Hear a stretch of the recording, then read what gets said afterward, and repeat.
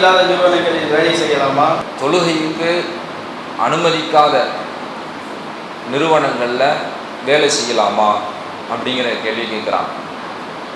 அல்லாஹ் ரப்புல் ஆலமீன் இந்த மனித இனத்தை படைத்ததற்கான நோக்கத்தை பற்றி சொல்லும் பொழுது, இந்த உலகத்தில் நீங்கள் சாப்பிடணும் அதுக்காகத்தான் உங்களை படைத்தேன், இந்த உலகத்தில் நீங்கள் தூங்கணும் அதுக்காகத்தான் உங்களை படைத்தேன், இந்த உலகத்தை நீங்கள் சுற்றி பார்க்கணும் அதுக்காகத்தான் உங்களை படைத்தேன், இந்த உலகத்தில் நீங்கள் வேலை பார்க்கணும் டாக்டராக இன்ஜினியராக வரணும் அதுக்காகத்தான் உங்களை படைத்தேன்னு அல்லாஹ் சொல்லலை. அல்லாஹ் மனிதனை படைத்ததற்கான நோக்கத்தை பற்றி சொல்லும் பொழுது, ஒமா ஹலத்துல் ஜின்ன வல் இன்ச இல்லாலி ஆகுதும், மனித ஜின் இனம் படைக்கப்பட்டதற்கான நோக்கம் என்னை வணங்குவதற்காகவே தவிர வேறில்லை. அப்போ அல்லாஹ் வணங்குறதுக்கு தான் மனுஷனை அல்லாஹ் படைச்சான். இந்த உலகத்தில் நம்ம உழைக்கிறது படிக்கிறது எல்லாம் இந்த உயிர் வாழ்கிறதுக்கு, இந்த உடலை என்ன செய்யணும், அல்லாஹ் விதியாக்கின அந்த ஆண்டு காலம் வரைக்கும் நம்முடைய பசியை அமர்த்தி அடுத்தடுத்த கட்டத்துக்கு நம்ம நகரணும், ஒரு நல்ல ஒரு இருப்பிடம் இருக்கணுங்கிறதுக்கு தான் இந்த உழைப்பை தாண்டி முக்கிய பிரதானமாக அல்லாஹ் இந்த உலகத்தில் மனிதனை படைத்ததின் முதல் முக்கிய நோக்கமே தன்னை வணங்க வேண்டும் என்பதற்கு தான். அப்போ அல்லாஹுவை வணங்க வேண்டும் என்பதற்குத்தான் அல்லாஹ் நம்மை படைத்திருக்கிறாங்க பொழுது, அதை விட்டு அதை தவிர்த்து விட்டு இந்த உலகத்தில் மூழ்கக்கூடிய விஷயங்கள் நாம் இதில் என்ன செஞ்சிடக்கூடாது, ஈடுபட்டு விடக்கூடாது. அந்த வகையில் நீங்கள் இந்த நிறுவனத்தில் வேலை செய்யணும்னா தொழக்கூடாது. ஏன்னா அல்லாஹ் தொழுகையை பற்றி சொல்லும் பொழுது, இன்ன ஸலாத்த கானத் அலல் முஃமினீன கிதாபம் மௌகூத்தா, தொழுகை என்பது இறை நம்பிக்கையாளர்களுக்கு நேரம் குறிப்பிடப்பட்ட கடமைங்கிற அல்லாஹ். இப்போ நேரம் குறிப்பிடப்பட்ட கடமைனா அந்த வக்துக்கான நேரம் வந்து தொழுதுறோம்.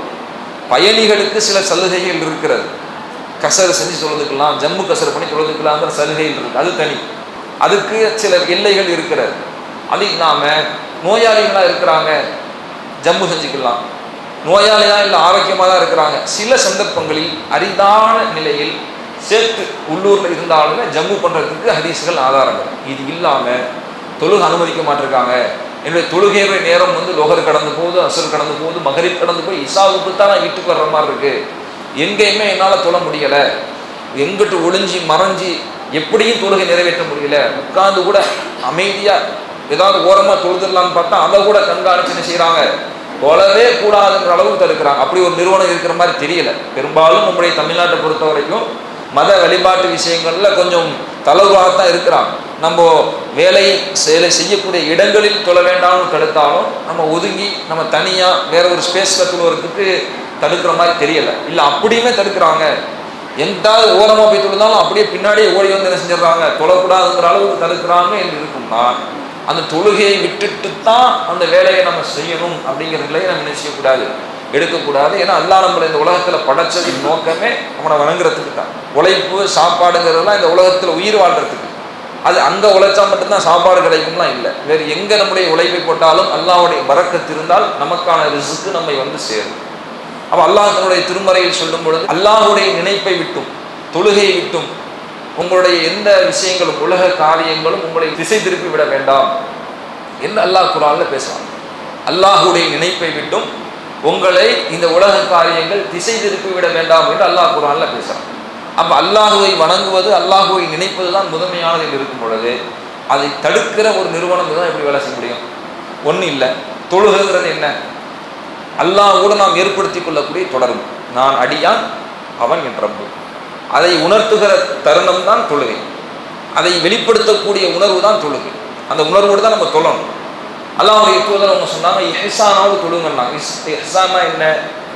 ஃபைல்லம் தக்கும் தராஹு ஃபைன்னஹு யராக், நீ அல்லாஹ்வை பார்க்குற மாதிரி வணங்கு. நீ அல்லாஹ்வை பார்க்குற மாதிரி வணங்க முடியலைன்னா அல்லாஹ் உன்னை பார்த்துட்டு இருக்கான்னு வணங்கு.